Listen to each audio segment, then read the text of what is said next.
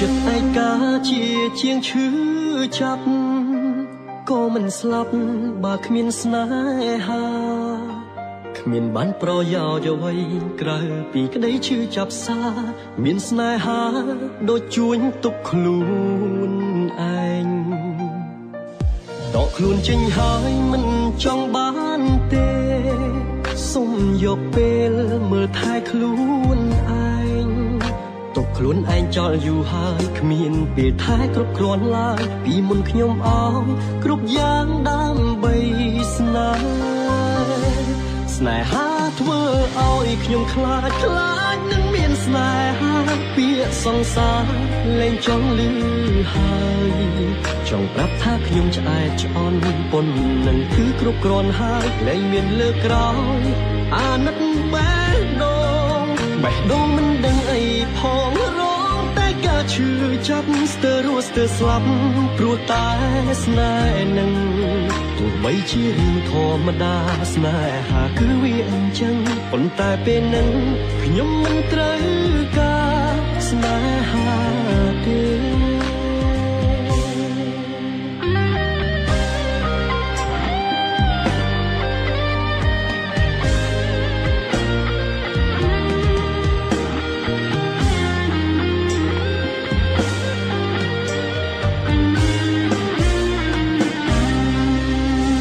ខ្លួនចេញហើយមិនចង់បានទេ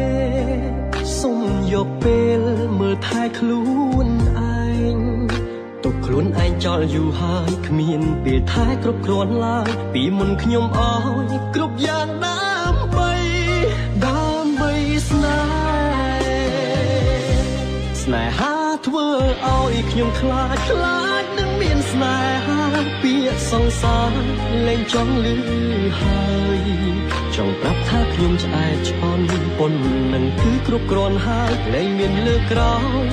អាណិតបេះដូងមិនដឹងអីផងរងតែការឈឺចាប់ស្ទើរស្លាប់ព្រោះតែស្នេហ៍នឹងទោះបីជារឿងធម្មតាស្នេហាគឺវាអញ្ចឹងប៉ុន្តែពេលនឹងខ្ញុំមិនត្រូវការស្នេហាទេចង់ទុកពេលឲ្យខ្លួនឯងឲ្យច្រើនស្រឡាញ់ច្រើនមិនខ្វល់អ្នកណាឡើយគ្មានអ្នកស្រឡាញ់យើងជាងយើងលោកនេះគ្មានស្នេហាពិតឡើយឈប់ធ្វើឲ្យខ្លួនលំបាកទៅស្នេហាធ្វើឲ្យខ្ញុំខ្លាចនឹងមានស្នេហាពាក្យសង្សារលែងចង់លឺហើយចង់ប្រាប់ថាខ្ញុំឆ្អែតឆ្អន់ប៉ុននឹងគឺគ្រប់គ្រាន់ហើយលែងមានលើកក្រោយ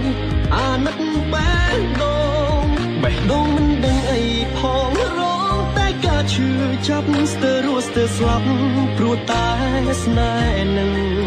ទោះបីជារឿងធម្មតាស្នេហាគឺវាអញ្ចឹងប៉ុន្តែពេលនឹង